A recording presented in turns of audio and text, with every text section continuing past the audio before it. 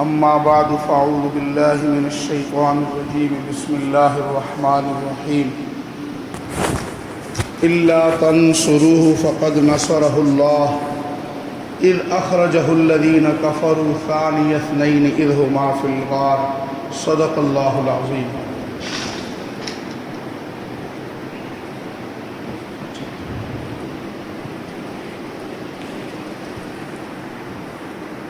بزرگوں اور بھائیوں،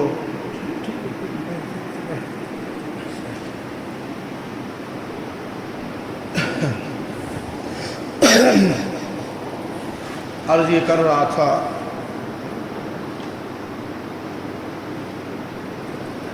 گزشتہ جمعۃ المبارک کے بیان میں کہ نبی علیہ السلام نے بذات خود کتنی تکلیفیں اٹھائی، جس میں نے کچھ گزارشات کی تھی جو یقیناً آپ حضرات کے ذہن میں ہوں گی۔ اس میں اپنا علاقہ چھوڑنا اس کا ذکر کیا تھا، تو اس کے بارے میں آج یہ عرض کرنی ہے کہ علاقہ چھوڑنا، کسی کا علاقہ ہے پاکستان، کسی کا ہے افغانستان، کسی کا امریکہ ہے، کسی پھر پاکستان میں مثلا کوئی لاہور کا ہے، کوئی پشاور کا ہے، کوئی کس جگہ کا ہے، لیکن ایک علاقہ ہے عرب کا، اور عرب کا بھی علاقہ مکہ المکرمہ۔ تو مکہ مکرمہ سے حضور علیہ السلام کو کتنی محبت ہوگی، ویسے ہی مکہ مکرمہ اتنی محبت والی جگہ ہے۔ مکہ مکرمہ ویسے ہی اتنی محبت والی جگہ ہے، تو نبی کریم صلی اللہ علیہ وسلم کو اس مکہ مکرمہ سے کس قدر جو ہے وہ محبت ہوگی۔ تو اس لیے مکہ مکرمہ کو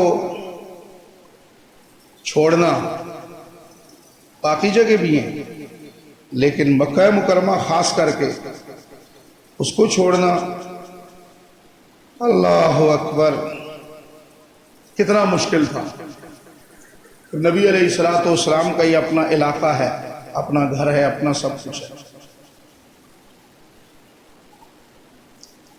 جب آپ علیہ السلام اس مکہ مکرمہ سے جا رہے ہیں تو پہلے تو اپنے علاقے سے مڑ مڑ کے دیکھ رہے ہیں، اور آپ فرما رہے ہیں ما احسن بیت ربی، ما احسن بیت ربی، ما احسن بیت ربی، کتنا خوبصورت ہے میرے اللہ کا گھر۔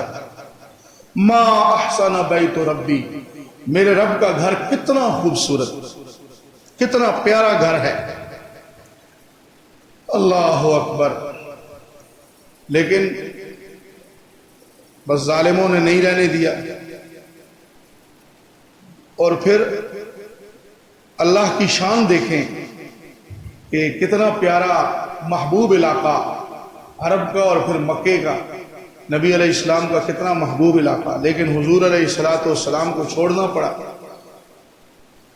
تو جب آپ علیہ السلام اس اپنے پیارے اور محبوب علاقے کو چھوڑ کے جا رہے ہیں تو آپ صلی اللہ علیہ وسلم کی آنکھوں سے آنسو بہہ رہے،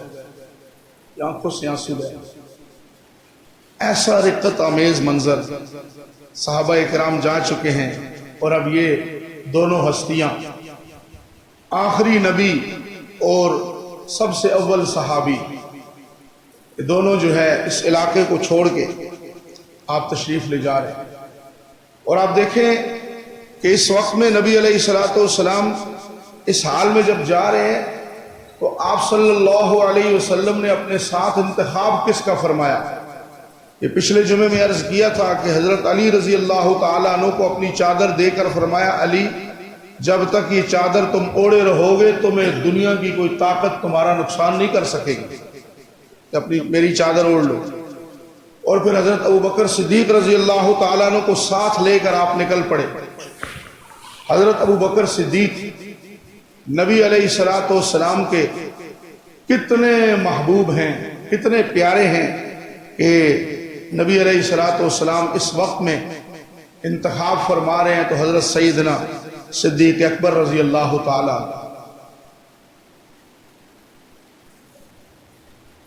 اور وفات کے وقت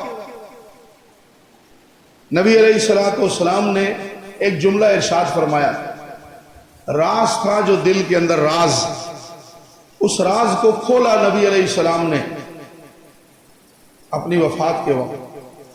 اور آپ علیہ السلام نے کیا راز تھا دل میں جسے کھولا؟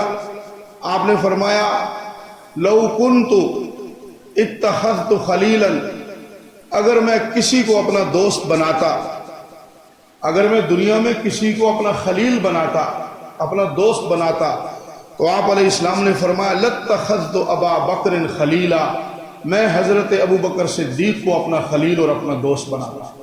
لیکن کیوں نہیں بنایا؟ اگر میں اپنا دوست بناتا، کسی کو خلیل بناتا، تو میں حضرت ابو بکر صدیق کو اپنا دوست بناتا۔ لیکن میں نے کیوں دوست نہیں بنایا، کیوں اپنا خلیل نہیں بنایا؟ فرمایا، وَلَٰكِنِ اتَّخَذَ اللَّهُ خَلِيلِي، لیکن اللہ تبارک و تعالی نے مجھے اپنا دوست بنا لیا۔ اگر میں کسی کو دوست بناتا تو میں ابو بکر صدیق کو دوست بناتا، لیکن اللہ تعالیٰ نے مجھے اپنا دوست بنا لیا، جس کی وجہ سے میں ابو بکر کو اپنا دوست نہیں بنا سکتا۔ بعض ایسی باتیں ہوتی ہیں جو بڑی چھوٹی سی ہوتی ہیں لیکن بہت بڑی ہوتی ہیں، وہ سمجھ آنے والی نہیں ہوتی۔ عام سوچ سمجھ والے کو ان کو بڑی گہرائی سے سوچنا پڑتا ہے، بہت سمجھنا پڑتا ہے کہ اگر میں کسی کو اپنا خلیل بناتا، اپنا دوست بناتا، تو میں ابو بکر کو خلیل بنا لیتا، لیکن میں ایسا نہیں کر سکتا تھا۔ میں نے نہ ایسا کیا نہ میں ایسے کر سکتا تھا۔ کیوں؟ اس لیے کہ میں نے دوستی کس کے ساتھ لگا لی؟ اللہ سے۔ جب اللہ سے دوستی لگا لی تو پھر صرف اللہ ہی دوست ہے۔ حالانکہ صحابہ کرام سب نبی علیہ السلام کے دوست ہیں اور سب سے زیادہ پیار حضرت ابوبکر صدیق سے ہے، لیکن یاد رکھیں دوستی، رفاقت، صدیق بنانا، دوست بنانا، رفیق بنانا یہ اور چیز ہے، لیکن خلیل بنانا اور چیز ہے۔ فرمایا مجھے اللہ پاک نے اپنا خلیل بنا لیا۔ تو نبی علیہ السلام کی دوستی بھی کس سے؟ اللہ سے۔ یہ آپ علیہ السلام کا یہ راز جو تھا، یہ نبی علیہ السلام نے پوری زندگی کسی کو نہیں بتایا، پوری زندگی کسی کو نہیں بتایا۔ یہ نبی علیہ السلام نے یہ راز وفات کے وقت لوگوں کے سامنے ظاہر کیا۔ خیر، بہرحال آپ علیہ السلام اپنے اس ساتھی کے ساتھ جا رہے ہیں، حضرت ابوبکر صدیق رضی اللہ تعالیٰ عنہ کے ساتھ۔ آپ دیکھیں، میں یہاں رہ رہا ہوں، آپ بھی یہاں رہ رہے ہیں، ہم سب یہاں رہتے ہیں، ایک ہمارا علاقہ ہے، ہمارا گھر ہے۔ پھر ظاہر بات ہے آپ پیچھے سے جس علاقے کے ہوں گے وہاں آپ کے مکان بھی، اپنی زمینیں، جائیدادیں،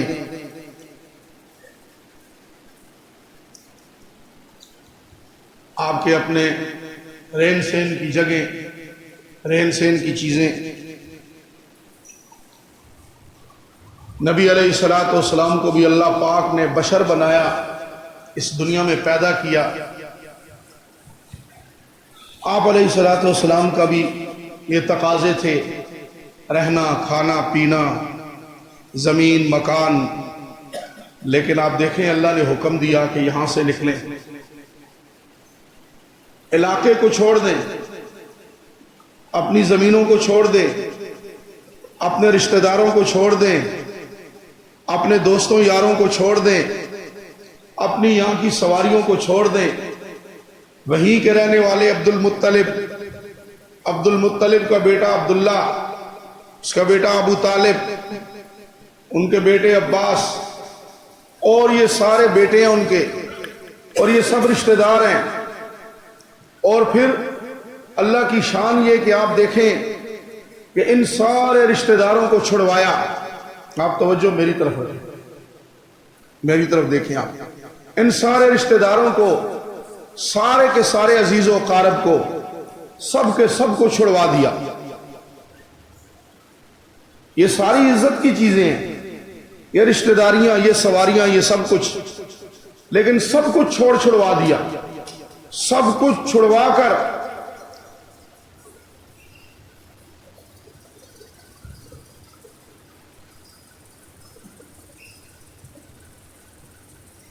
یہ سب کچھ چھڑوا کر اللہ نے اپنے محبوب صلی اللہ علیہ وسلم کو علاقہ چھوڑنے کا حکم دے دیا۔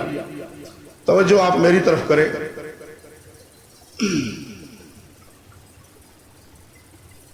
تو بہرحال بات کیا کر رہا تھا،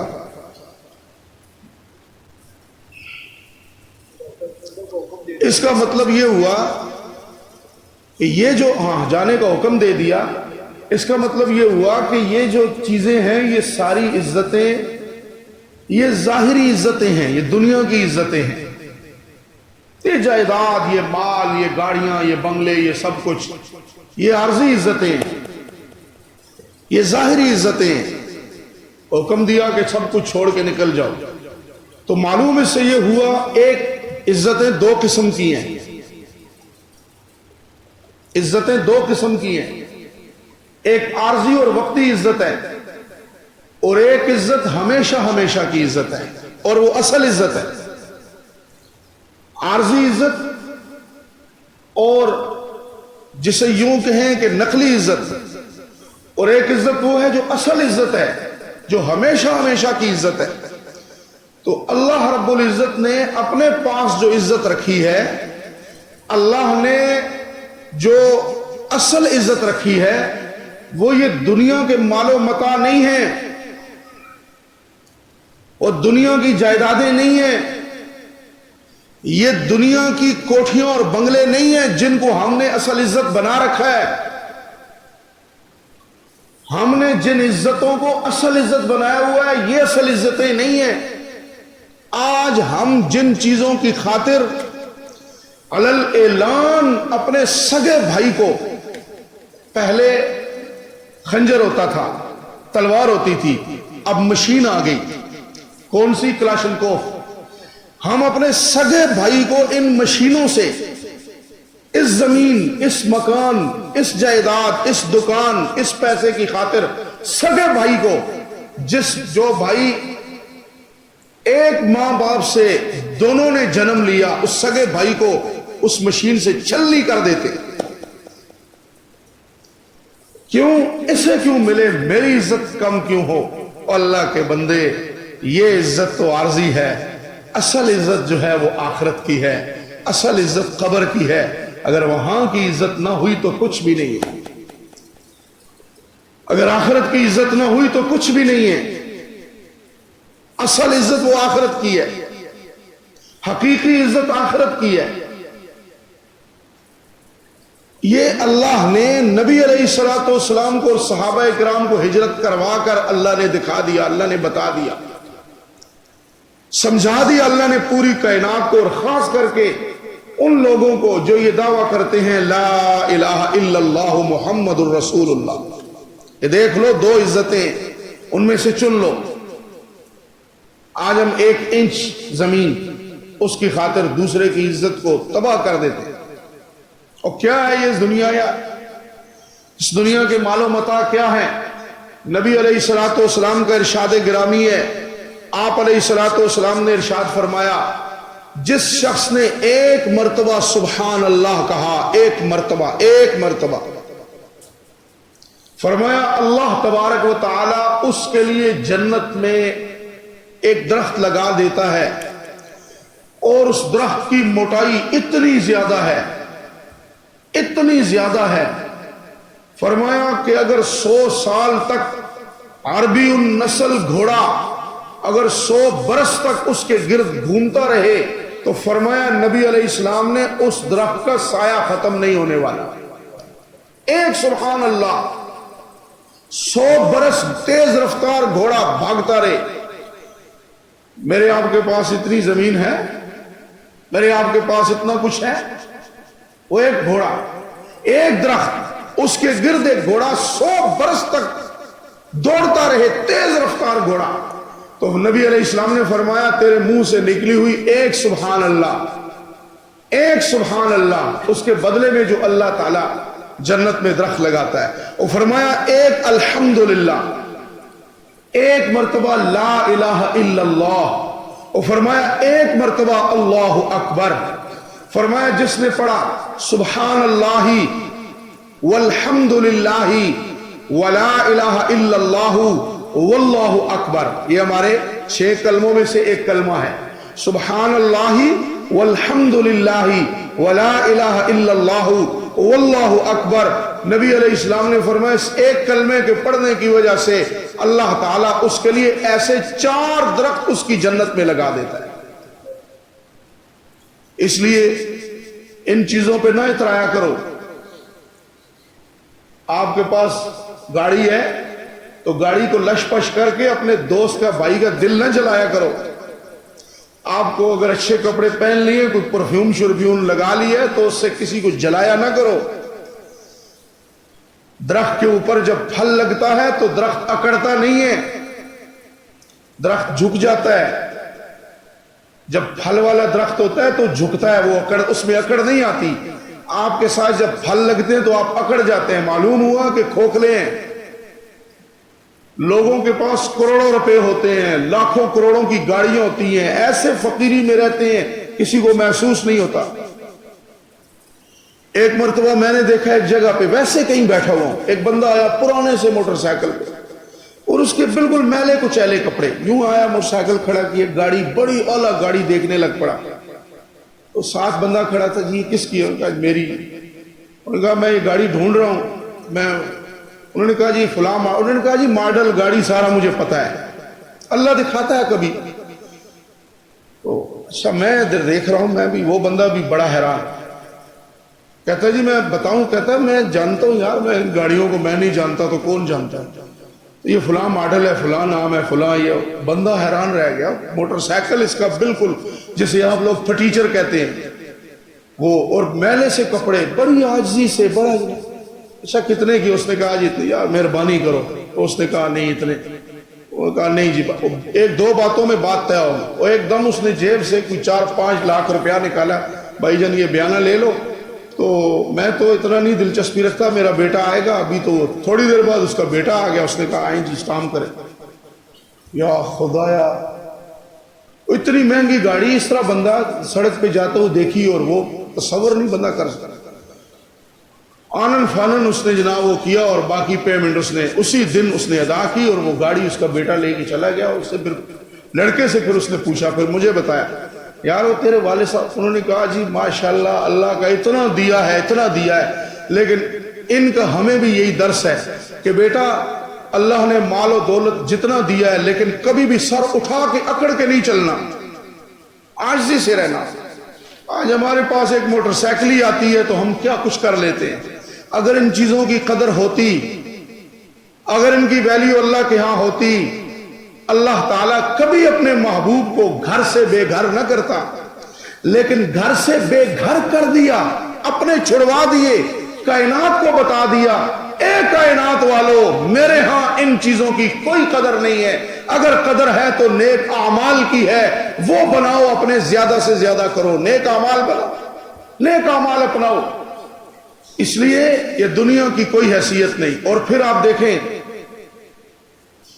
یہ مکہ مکرمہ ہے، جہاں نبی علیہ السلام ہیں اور اس دور میں خوب پھلا پھولا ہوا ہے اور خوب مال و متاع ہے، سب کچھ ہے۔ ایک وقت تھا اس میں حضرت ابراہیم علیہ السلام آئے تھے، بالکل ایسے میدان ہے، کچھ بھی نہیں ہے یہاں۔ اللہ کا حکم ہوا ادھر ہی قیام کریں، قیام کر لیا۔ فرمایا بیوی بچے کو ادھر ہی چھوڑ دیا۔ بچہ ابھی پیدا ہوا، کچھ دن کا ہے، فرمایا چھوڑ دو۔ فرمایا ابراہیم واپس چلے جاؤ، واپس ہوئے۔ یا اللہ میری بیوی اور بچہ۔ فرمایا بیوی اور بچہ پیچھے دیکھنے کا بھی آپ کو اجازت نہیں ہے، پیچھے مڑ کے دیکھیں بھی، ادھر ہی چھوڑ دو۔ اب حضرت ابراہیم علیہ السلام کا منہ مبارک شام کی طرف ہے اور بیوی اور بچے کو یہاں چھوڑا۔ فرمایا اجازت نہیں ہے پیچھے مڑ کے دیکھنے کی، آپ خود اندازہ کریں، بالکل لق و دق ایسے چٹیل میدان جگہ ہو، سنگلاخ پہاڑیاں ہو، پتھریلا علاقہ ہو، وہاں بیوی کی عمر بھی کوئی بڑھاپا نہیں ہے، ابھی جوان ہے، بچہ ہے نومولود، ابھی کچھ دن کا بیٹا ہے، وہاں چھوڑ کے نکل جاؤ۔ اللہ کا حکم ہے، پیچھے مڑ کے دیکھنا بھی نہیں کہ ہائے میری بیوی، ہائے میرا بچہ، ان کا کیا بنے گا۔ جا رہے ہیں، جب جا رہے ہیں تو اہلیہ پریشان ہو گئی، کدھر جا رہے ہیں، کوئی جواب نہیں۔ پھر پوچھ رہی ہیں کہ اے اللہ کے خلیل، میں پوچھ رہی ہوں آپ کہاں جا رہے ہیں، کافی دور نکل گئے، تو ہمیں یہاں چھوڑ کے اب ایک دم انگلی ایسے اٹھا دی، تو سمجھ گئی کہ اللہ کا حکم ہے نکل جاؤ اور ان کو اسی طرح چھوڑ دو۔ تو اس وقت ان کی اہلیہ محترمہ نے کیا فرمایا، اذن لن یضیعن اللہ، اگر آپ کو اللہ کا حکم ہے ہمیں چھوڑ کے جانے کا تو جائیں، پھر وہ اللہ جو آپ کو حکم دے رہا ہے، ہمارا بندوبست کرنے والا بھی وہ اللہ ہے، ہمیں سنبھالنے والا بھی وہ اللہ ہے، اب ہمیں اللہ ضائع نہیں کرے گا۔ نکل کھڑے ہوئے۔ اب پیچھے یہ خیال ہی نہیں تھا کہ چند لمحوں کے بعد ادھر زمزم بھی نکل آئے گا اور کچھ دنوں بعد یہاں قبیلہ جرم بھی آ جائے گا اور اتنا آباد ہو جائے گا۔ پھر اس کے بعد چلے گئے، مڑ کے آئے، دیکھا تو حالات ہی وہاں کے مختلف ہیں۔ پھر حکم ہوا کہ یہاں میرا گھر بنائیں، گھر بنایا۔ تو اس وقت ابراہیم و اسماعیل دونوں نے دعا کی، اے پروردگار اس علاقے کو اتنا پھلوں سے بھر دے کہ یا اللہ یہاں کے پھل ختم نہ ہوں۔ اللہ نے فرمایا کہ یہ اگر آپ کہہ دیتے کہ یہاں پھل ہی پھل کر دے تو دنیا میں جتنا پھل یہاں ہوتا ساری دنیا میں نہ ہوتا، صرف ادھر ہی ہوتا۔ اور پھر یا اللہ وجعل افئدۃ من الناس، لوگوں میں سے بعض لوگوں کی توجہ بھی ادھر کر دے۔ فرمایا اگر یہ دعا بھی آپ اگر یوں نہ کہتے بعض لوگوں کی، تو یہاں پاؤں رکھنے کی جگہ نہ ہوتی۔ تو آپ دیکھیں وہ جو دعائیں، کچھ پھل اور کچھ لوگ، اس کی وجہ سے کتنی برکت ہوئی کہ آج بھی وہاں مکے میں پاؤں رکھنے کی جگہ نہیں ملتی۔ فرمایا اسی دعا میں اگر یہ بعض کا لفظ نہ ہوتا، کل آ جاتا تو سب کچھ ہوتا ہی ادھر، ساری دنیا کے لوگ بھی ادھر ہی ہوتے اور پھل بھی ادھر ہی ہوتا۔ لیکن اس کے باوجود کتنا پھل ہے، کتنے لوگ ہیں وہاں۔ یہ کس کی برکت؟ حضرت ابراہیم علیہ السلام کی، حضرت ابراہیم خلیل اللہ، ان کی برکت، ان کی برکت سے۔ اللہ اکبر۔ لیکن کیا ہے، یہاں پر بیماریاں نہیں تھی، یہاں پر اللہ کے فضل کرم سے، چونکہ پہلے گھر تھا جو بنایا ہوا تھا فرشتوں کا، نوح علیہ السلام کا، وہ مسمار ہو گیا۔ نوح علیہ السلام کے وقت جو طوفان آیا اس کی وجہ سے برکت پھر بھی تھی۔ لیکن کیا ہے کہ اس وقت یہ میدان ہے، لیکن جہاں حضور نبی کریم صلی اللہ علیہ وسلم تشریف لے کر گئے اس جگہ کا نام یثرب ہے۔ یثرب کا معنی بیماریوں سے بھرا ہوا، نحوستوں سے بھرا ہوا اور نہ رہنے کی جگہ۔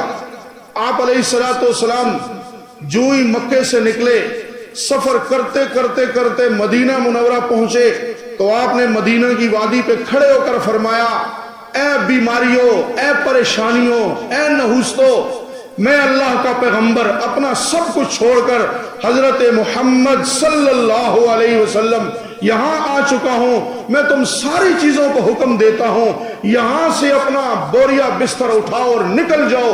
روایات میں آتا ہے صحابہ نے فرمایا ہم دیکھ رہے ہیں کہ وہ مدینہ جسے یثرب کہتے تھے بیماریوں کا گھر تھا، لمحوں کے اندر ساری بیماریاں ختم ہوئی، سب کچھ وہاں سے نکل گیا، اور اللہ پاک نے رحمتوں اور شفاؤں سے اس کو مالا مال فرما دیا۔ یہ میرے محمد کریم صلی اللہ علیہ وسلم کی برکت ہے۔ مکہ مکرمہ میں ابراہیم علیہ السلام کی برکت ابراہیمی ہے، مدینہ منورہ میں برکت محمدی ہے صلی اللہ علیہ وسلم۔ یہ غار میں پہنچ گئے، یہاں آیا تھا نا یہ دونوں حضرات غار میں پہنچ گئے، اور غار میں جب پہنچے تو یہ پیچھے سے یہ بھی آئے، ابو جال بھی آیا، شیطان لعین جو نوح علیہ السلام کے دور میں انسانی شکل میں آیا آج پھر آ گیا انسانی شکل میں۔ نوح علیہ السلام کے وقت آگ جلائی، آگ میں خلیل جو ہے حضرت نوح علیہ السلام کو نمرود نے کہا پھینکیں کیسے؟ حضرت ابراہیم علیہ السلام کو، حضرت ابراہیم علیہ السلام، میں حضرت چونکہ بار بار وہ نام لیا حضرت نوح علیہ السلام کا تو زبان پہ وہی چڑھا، ابراہیم علیہ السلام کے، نمرود نے آگ جلائی، تو یہاں اب ابراہیم علیہ السلام کو اس آگ کے اندر ڈالیں کیسے؟ تو انسانی شکل میں آیا، اس طرح کرو منجنیق بناؤ، پنگوڑا بناؤ، پینگ بناؤ، اس میں ڈال کے زور سے پھینکو، تو اس کے بتائے ہوئے طریقے پر ابراہیم علیہ السلام کو آگ میں ڈالا گیا۔ یہ الگ بات ہے کہ اللہ نے اس آگ کو جنت بنا دیا۔ اب یہاں بھی محمد اور ابو بکر دونوں نہیں ہیں، کیا کریں؟ آیا کہنے لگا میرے پاس بڑا تجربہ ہے، میں پاؤں کے نشان جانتا ہوں۔ چلاتے چلاتے چلاتے کوہ سور، سور کی پہاڑی، اس کے اندر ہے غار سور، یہاں آئے، وہاں آئے تو دو بندوں کے نشان، ایک یہ نشان جی محمد کے ہیں، یہ نشان ابو بکر کے پاؤں کے ہیں صلی اللہ علیہ وسلم رضی اللہ عنہ۔ غار کے قریب پہنچتے ہیں، دیکھتے ہیں ایک کے نشان ہیں دوسرے کے نہیں ہیں، ایک کے ہیں دوسرے کے نہیں ہیں، یہ ایک کے نشان ہیں یہاں تک، دوسرے کے نہیں ہیں۔ اللہ پاک نے کیسی اپنی قدرت کا کرشمہ ظاہر کیا، ابو بکر صدیق کے پاؤں کے نشان باقی ہیں، حضرت محمد صلی اللہ علیہ وسلم کے پاؤں کے نشان اللہ نے مٹا دیے، اللہ نے مٹا دیے، یہ اندر موجود ہیں ادھر ہی۔ حضرت ابو بکر صدیق نے عرض کیا اللہ کے رسول علیہ السلام اگر وہ یوں نیچے ہوگے نا تھوڑے سے تو ہمیں دیکھ لیں گے، ہمیں دیکھ لیں گے۔ اب یہاں انہوں نے کہا کہ تو کہاں کا کھوجی ہے، کون ہے تو؟ یہاں اگر ہوتے تو یہ ببول کانٹے دار درخت، یاد رہے گا، ببول کانٹے دار درخت، مکڑی کا جالا، کبوتر کے انڈے غار کے منہ پر، اگر وہ یہاں ہوتے تو گزرے کہاں سے ہیں؟ یہاں تو بندہ اندر نہیں جا سکتا، تو یہ کیسے اندر گئے ہیں، کس طرح اندر پہنچے ہیں؟ اللہ تعالیٰ نے موقع دیا تو یہ منظر آگے انشاءاللہ اس کو بیان کروں گا۔ اللہ تبارک و تعالی ہمیں یہ جو واقعات ہیں انبیاء کے اور صحابہ کے، اللہ انہیں سمجھتے ہوئے اپنے دلوں کے اندر توحید کی شمع جلانے کی اور رسالت کی محبت پیدا کرنے کی اور صحابہ سے عشق و محبت پیدا کرنے کی اللہ تعالیٰ مجھے اور آپ کو توفیق عطا فرمائے۔ وآخر دعوانا